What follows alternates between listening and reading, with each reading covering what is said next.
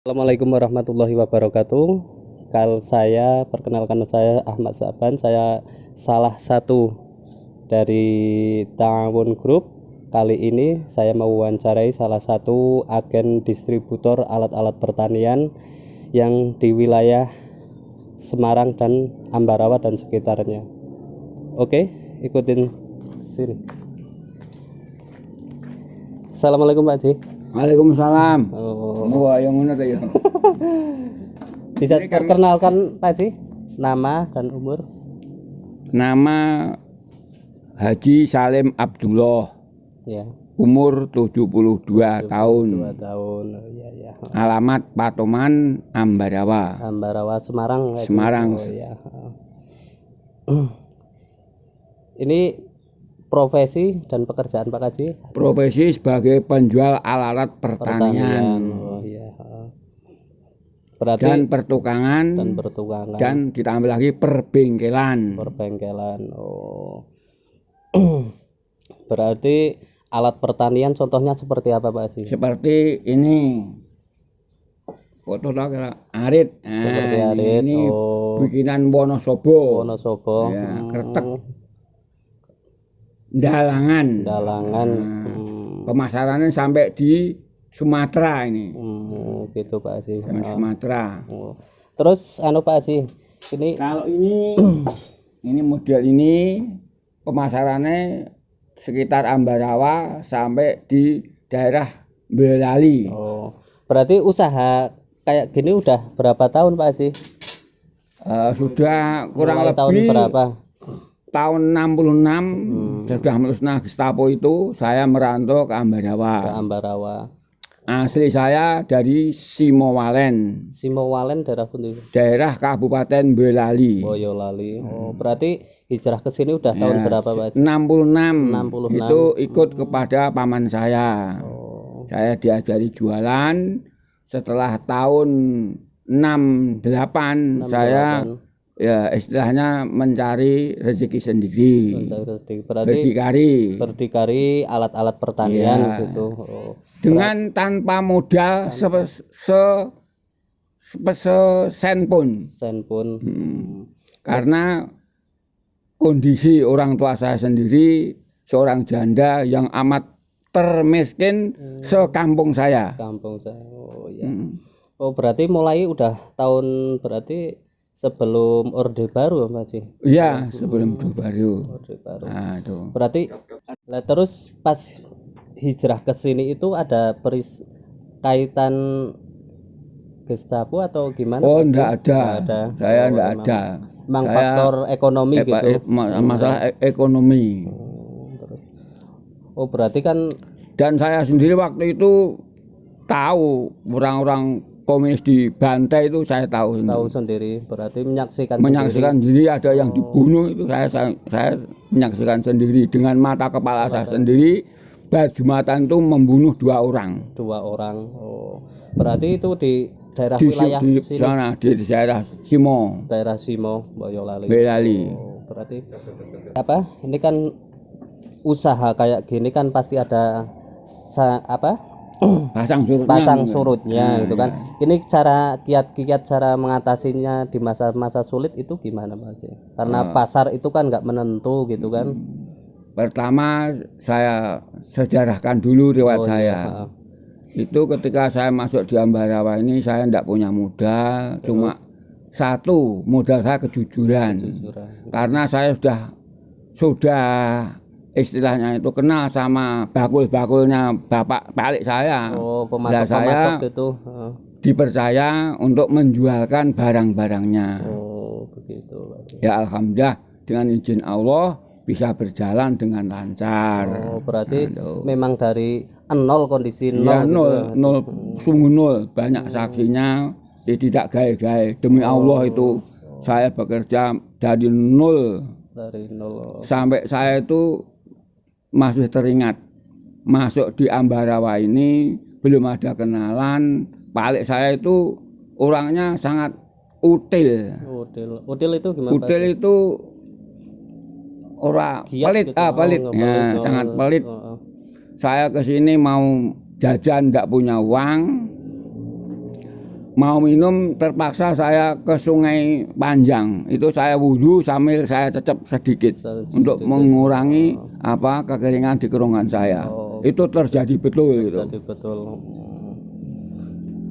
Terus gini Pak Haji, ini kan namanya usaha itu kan pasang surut, terus keadaan pasar itu kan nggak menentu gitu kan. Terus cara mengatasinya itu gimana? Sedangkan ya kalau sepi ya kita ya istilahnya itu diperhitungkan betul. Jadi pendapatan dengan pengeluaran harus dihitung. Saya waktu belajar bekerja itu kalau belum mendapatkan hasil saya tidak mau jajan. Saya pernah satu hari itu makan gemblong cotot itu dua. Siang 2, malamnya 2. Saya betul-betul terapkan mujid. Jadi kerja keras diangkat banter. Saya terapkan. Oh iya.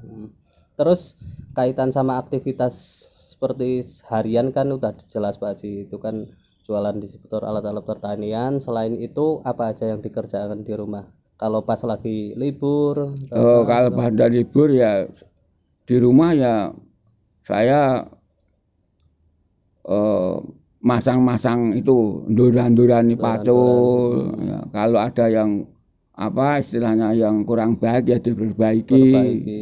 Berarti masih kaitan sama pekerjaan gitu ya. Terus aktivitas selainnya apa Mbak sih?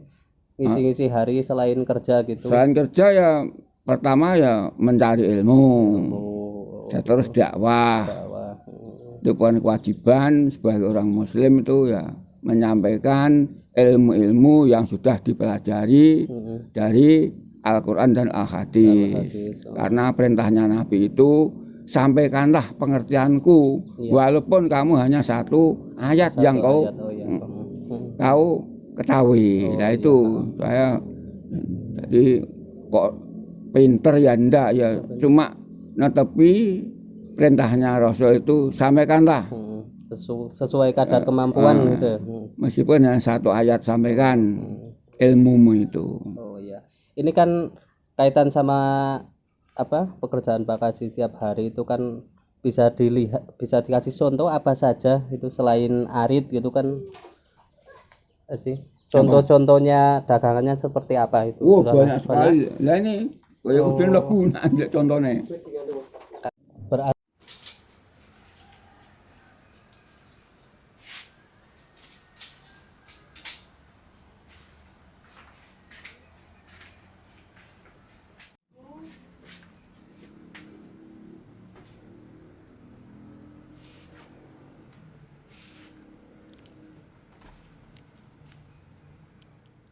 Kayak sing ngisor iki sing dhuwur sing kae ngisor. Berarti dulu pas hijrah ke sini itu udah menikah Pak Haji? Belum. Saya menikah tahun 73. Anak saya lahir 74. Ya, yang pertama 1 tahun itu punya anak. Waktu itu kondisinya ya masih memprihatinkan. Rumah tidak punya, cuma kontrak-kontrakan.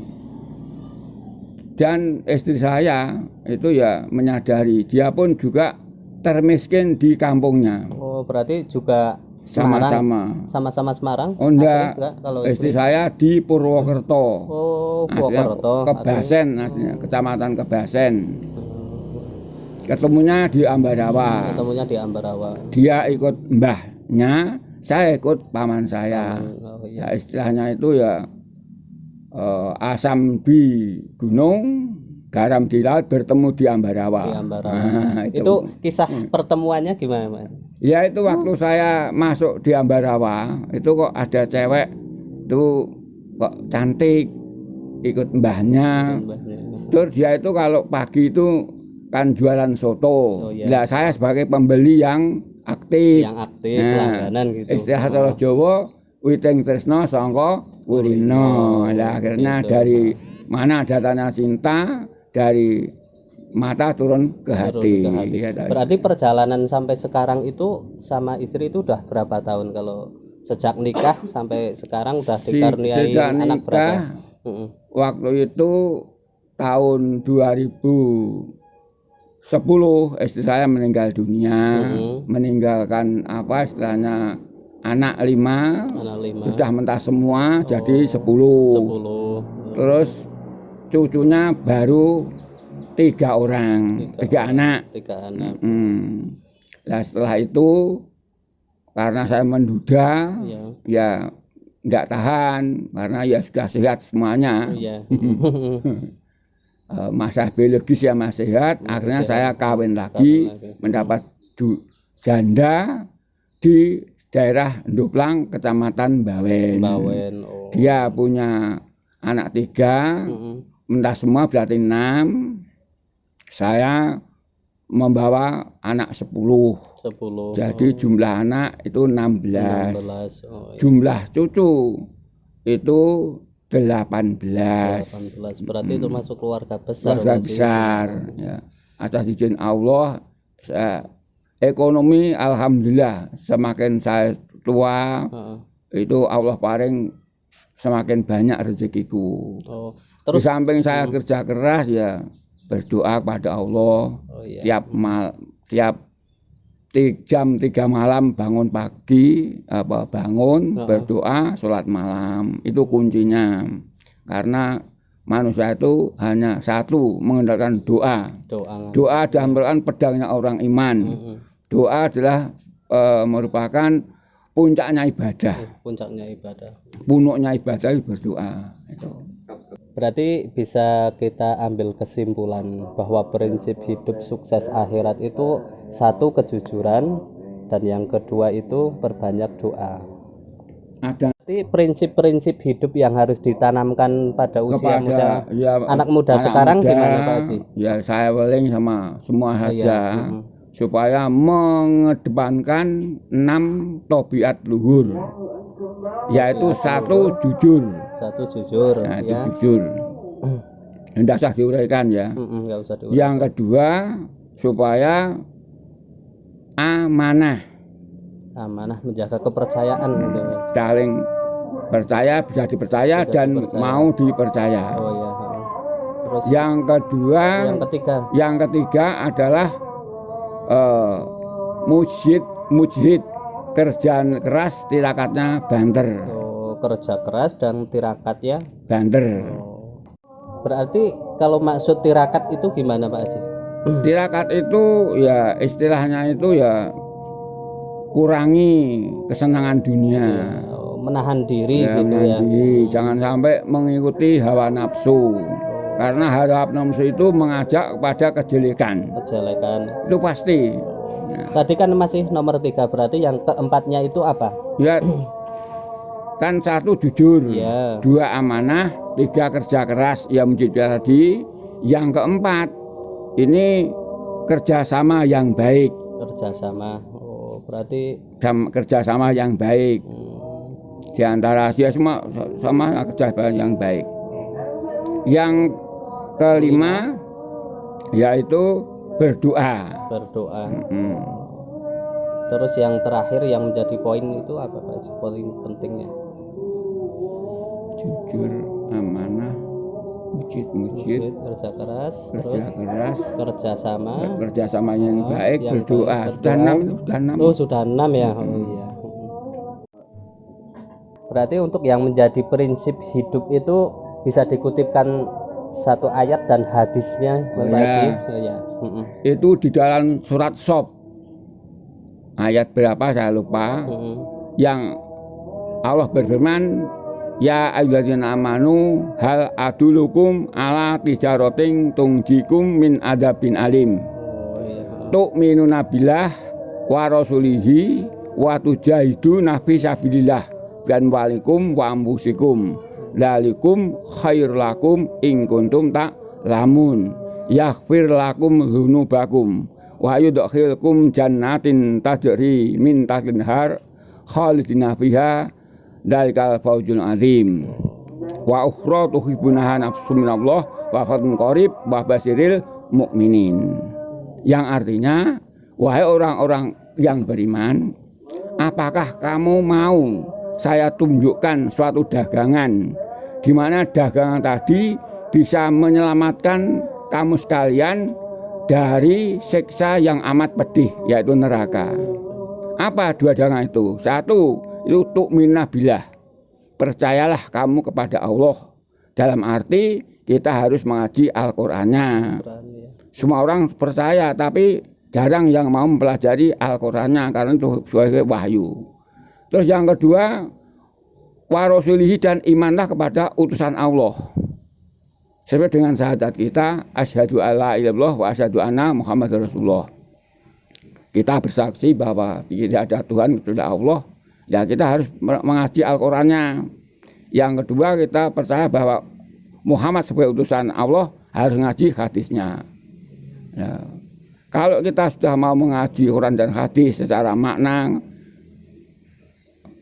bacaan, makna dan keterangan, terus diamalkan, itu yaghfir lakum dzunubakum, kamu akan saya ampuni segala dosamu.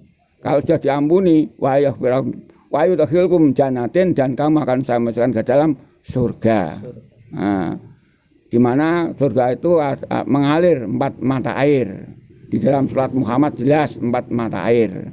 Ada mata air susu, madu, air tawar, dan arak. Itu surat Muhammad jelas itu. Nah, itu. Lah, adapun yang lain, wa ukhra tuhbuna minallah fatngorib wa basil mu'minin. Adapun yang lain, setelah kita beribadah, nanti akan diberi ukhra oleh Allah, diberi kelebihan, ya, yaitu berupa rezeki itu. Itu merupakan pertolongan dari Allah. Kalau kita sebagai orang iman, orang Islam, sudah betul-betul meyakini kebenaran hadis, maka supaya dikaji betul. Karena Quran dan hadis sebagai pedoman umat Islam seluruh dunia.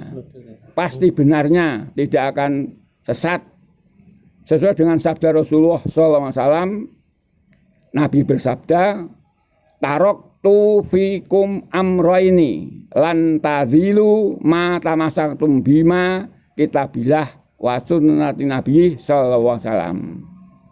Yang artinya, telah aku tinggalkan di tengah-tengah kamu sekalian, kaumku atau sahabatku, yaitu 2 perkara. Selama kamu berpegang teguh dengan 2 perkara itu, lan tadhilu artinya tidak sesat, berarti benar, pasti benarnya.